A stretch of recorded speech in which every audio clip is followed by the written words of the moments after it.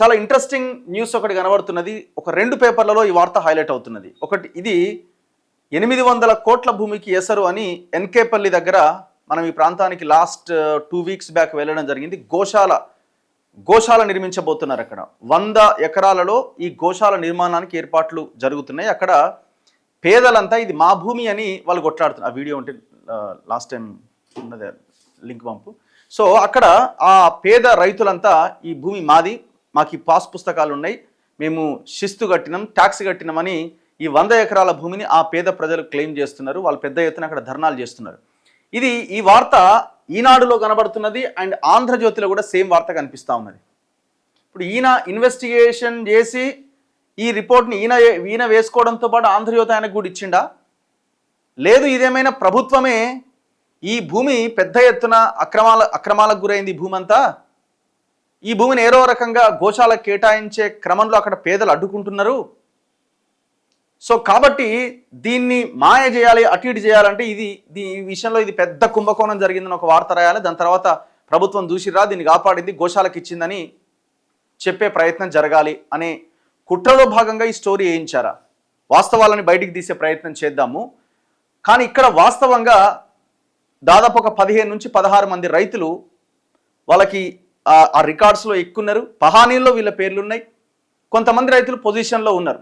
ప్రభుత్వం కూడా కోర్టుకు సమర్పించిన దాంట్లో చాలా క్లియర్గా చెప్పింది, ఇక్కడ రైతులు పొజిషన్లో ఉన్న వాళ్ళు వీళ్ళే ఈ రైతులే అని. అంతా ఎస్సీలు బీసీలే ఉన్నారు అక్కడ, ఎస్సీలు ఎస్టీలు కూడా ఉన్నారు అక్కడ కొంతమంది.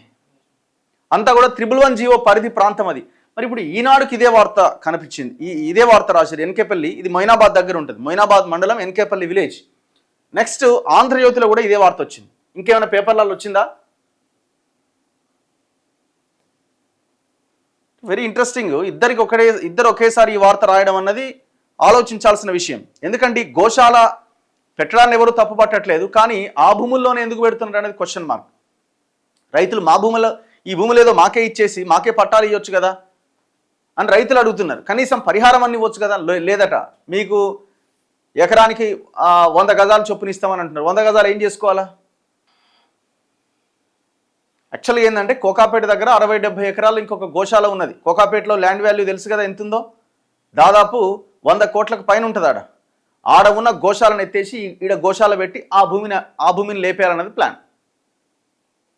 ఈ కుట్రకోణం రాయరు వీళ్ళు, ఈ కుట్రకోణం రాయరు. ఇప్పుడు ఆ భూమి మొత్తం గద్దల పాలవుతున్నది, దాన్ని ప్రభుత్వం కాపాడి గోశాలకు ఇచ్చింది. మరి ఆ మధ్యలో ఉన్న రైతులు ఎటు పోవాలా? ఆ మధ్యలో ఉన్న పేద ప్రజలు ఎటు పోవాలా?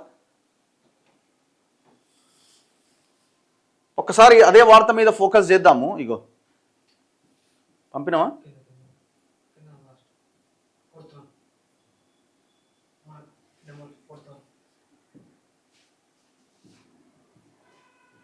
ఇది నేను లాస్ట్ టైం ఏ రోజు వెళ్ళినా మనం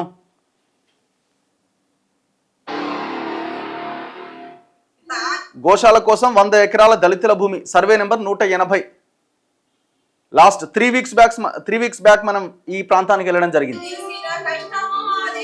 చూడండి,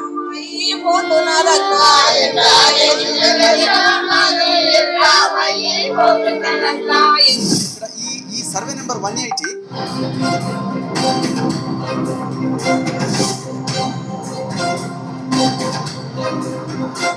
ఆవులని రక్షించడం కోసం ప్రజలను బలి చేస్తారా? మేము తక్కువ కదా, ఆ గోసాలు తొక్కుడు సస్తం వెళ్ళలేదు. మా గోసాలు మా మీద కట్టండి, మేము సస్తం వెళ్ళలేదు. గవర్నమెంట్ 1955 నుంచి ఈనాటి దాకా ఎందుకు మరి రైతులకి వదిలేసింది? ఆనాడే మీరు తీసుకోవాల్సి ఉంటుంది. గవర్నమెంట్ భూమి ఇందులోకి రావద్దు. రైతుల నుంచి ట్యాక్స్ శిస్తు కట్టించుకుంటారు, రైతులకి అన్ని కట్టించుకుంటారు. చివరికి ఇప్పుడు మీ భూమి కాదంటే మీరు ఎక్కడే పోవాలి?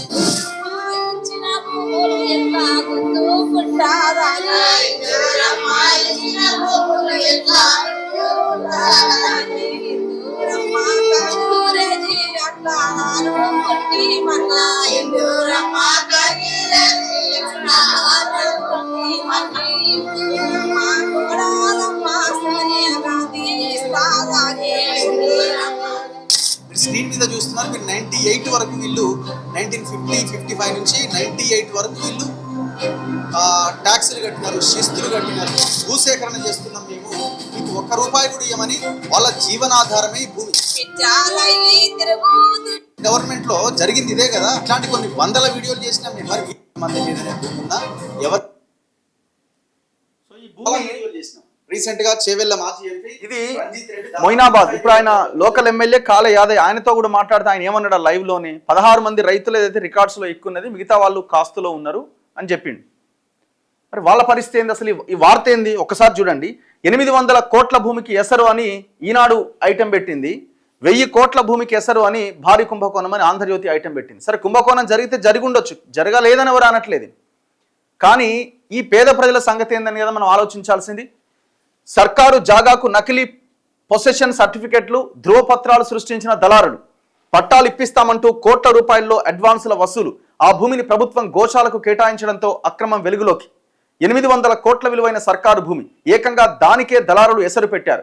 యాజమాన్య హక్కులు కల్పిస్తామంటూ హైదరాబాద్కు చెందిన పలువురి దగ్గర నుంచి కోట్ల రూపాయలు వసూలు చేశారు. ఆ భూమిని ప్రభుత్వం అధునాతన గోశాల నిర్మాణానికి ఎంపిక చేసింది. దీంతో ఇన్నాళ్లుగా తెరవెనక సాగిన అక్రమం వెలుగులోకి వచ్చింది. రంగారెడ్డి జిల్లా మొయినాబాద్ పురపాలిక అంటే మున్సిపాలిటీ పరిధిలోని ఎన్కేపల్లి సమీపంలో 180 సర్వే నెంబర్లోని సర్కారు భూమికి యాజమాన్య హక్కులు ఇప్పిస్తామంటూ దళారులు మోసగించినట్టుగా రెవెన్యూ విచారణలో బయటపడుతోంది. బీడుగా ఉండడంతో అక్రమార్కుల కన్ను. మొయినాబాద్ మండలం ఎన్కేపల్లి గ్రామానికి 2 వైపులా ఉస్మాన్ సాగర్, హిమాయత్ సాగర్ ఉన్నాయి. వీటి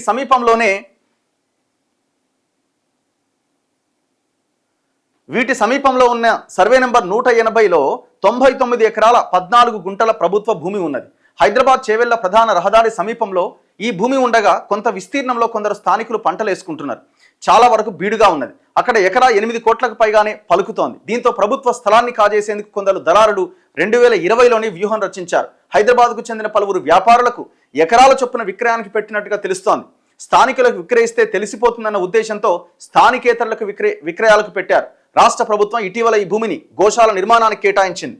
ఈ నెల 7వ తేదీన చేవెళ్ల ఎమ్మెల్యే కాళ యాదయ్య భూమి పూజ చేశారు. దీంతో స్థానికంగా సాగు చేసుకుంటున్న రైతులు తమకు న్యాయం చేయాలంటూ ఆందోళన చేస్తున్నారు.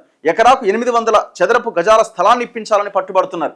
ఈ విషయంలో రెవెన్యూ అధికారులు, రైతుల మధ్య చర్చలు జరుగుతున్నాయి. మరోవైపు ఈ భూమిని తాము కొన్నామని, తమకు యాజమాన్య హక్కులున్నాయని రెవెన్యూ అధికారులను కొందరు సంప్రదించారు. అయితే అది ప్రభుత్వ భూమి అని వారికి అధికారులు స్పష్టం చేశారు. ఇది ఏ బ్యాచ్? ఇది కేటీఆర్ బ్యాచ్. ఇది అంటే రైతులను వదిలేసి అసలు ఇది గవర్నమెంట్ భూమి అని కాకుండా ప్రైవేట్ పట్టాగా మార్చాలని చేసిన ప్రయత్నం కేటీఆర్ మాఫియాది. ఇప్పుడు ఆ రైతులు ఆందోళన చేస్తున్నారు, ప్రభుత్వమే గోశాల కట్టాలనుకుంటున్నారు. వాళ్ళకి మధ్య డిస్ప్యూట్ నడుస్తూ ఉన్నది. కోర్టు వరకు కూడా ఈ వ్యవహారం వెళ్ళింది. ప్రభుత్వం కూడా ఒప్పుకున్నది, ఎస్ వీళ్ళు కాస్తులో ఉన్నారు అని. ఇప్పుడు వాళ్ళకి ఎంత పరిహారం ఇవ్వాలన్న దాని మీద డిస్కషన్ జరుగుతున్నది. ప్రభుత్వం ఆ ప్రయత్నం చేస్తున్నది. ఎవరైతే ఈ కేటీఆర్ మాఫియా ఆల్రెడీ అమ్మకాలకు పెట్టిందో వాళ్ళందరూ ఇప్పుడు వచ్చి ఇది మాదే అంటున్నారట. చూడండి ఎంత భయంకరంగానో. నకిలీ పత్రాలు సృష్టించారట. 180 సర్వే నెంబర్ రెవెన్యూ దస్త్రాల్లో సర్కారు భూమి అని ఉండగా గతంలో పహానీలో కాస్తు కాలంలో సాగుదారుల కింద తమ పేర్లు ఉన్నాయని కొందరు రైతులు చెబుతున్నారు. ఈ క్రమంలో ఎన్కేపల్లికి చెందిన 46 మంది రైతుల పేర్లతో భూమి విక్రయానికి అంగీకరించినట్టుగా దళారులు అఫిడవిట్లు రూపొందించారు. అంటే ఎవరైతే ఆ రైతులు ఉన్నారో ఆ రైతుల పేర్ల మీద అఫిడవిట్లు తయారు చేశాడు, ఫేక్ అఫిడవిట్లంతా. వాటి సహాయంతోనే వ్యాపారులకు భూములను విక్రయిస్తున్నట్టుగా తెలుస్తోంది. రైతులు లేదా వ్యాపారుల పేర్లపై యాజమాన్య హక్కులు ఇప్పిస్తామని నమ్మించినట్టుగా సమాచారం. ఈ క్రమంలో రైతుల పేర్లతో పొసెషన్ సర్టిఫికెట్లు తయారు చేశారు. నకిలీ రెవెన్యూ స్టాంపులు, రిజిస్టర్ నెంబర్లు, సర్వే, సబ్ డివిజన్ నెంబర్లు సృష్టించారు. వాటిని చూపి వ్యాపారుల వద్ద 1.5 కోటి నుంచి ఆ పైన అడ్వాన్సులు తీసుకున్నారట. అది ప్రభుత్వ భూమే. కె గౌతమ్ కుమార్, మొయినాబాద్ తహసీల్దార్. ఎంఆర్ఓ చెప్తున్నాడు. మొయినాబాద్ ఠాణాలో ఒకరి మీద కేసు కూడా నమోదైందట. సర్వే నెంబర్ 180లో ఉన్న ప్రభుత్వ భూమిని గ్రామానికి చెందిన డప్పు రమేష్ పట్టా భూమిగా నమ్మించి హైదరాబాద్కు చెందిన లింగారెడ్డికి విక్రయించేందుకు ఒప్పందం కుదుర్చుకున్నాయట. ఆయన వద్ద 1,50,00,000 తీసుకున్నాయట. ఆ భూమిని ప్రభుత్వం గోశాలకు కేటాయిస్తున్నట్టు ప్రకటించడంతో మోసపోయినట్టుగా గుర్తించి రెవెన్యూ ఉన్నతాధికారులతో పాటు మొయినాబాద్ పోలీసులకు లింగారెడ్డి సోమవారం కంప్లైంట్ చేసిండట. దీని మీద రమేష్ మీద కేసు పెట్టిరట. ఇప్పుడు రమేష్ అమాయకుడు, అసలు వాడెట్లొచ్చిండు? వాడు ఏం తెలుసుకోకుండా నా లింగారెడ్డి అంటోడు భూమి మీదకి వచ్చిండా? ఇదంతా పెద్ద మాఫియా. అసలు ఆ భూమి దక్కాల్సింది ఆ పేద ప్రజలకి, వాళ్ళకి దక్కాలి. ఒకవేళ ప్రభుత్వం భూసేకరణ చేయాలనుకుంటే భూసేకరణ చట్టం ప్రకారం వాళ్ళకి పరిహారం ఇవ్వాలి. ఇది 2 పేపర్లలో రాసేది ఇదే వార్తను చూడండి. ఇట్లా ఉంటాయి. ఇట్లాంటి కేసెస్ కొన్ని వందల వేల కేసులు ఉన్నాయి. ఇలా ఏమవుతుంది కేసు? ఏమి కాదు, అది ఆనే ఉంటుంది, కాంప్రమైజ్ అవుతారు, వాడు పంచుకుంటారు, అయిపోతుంది, కథం.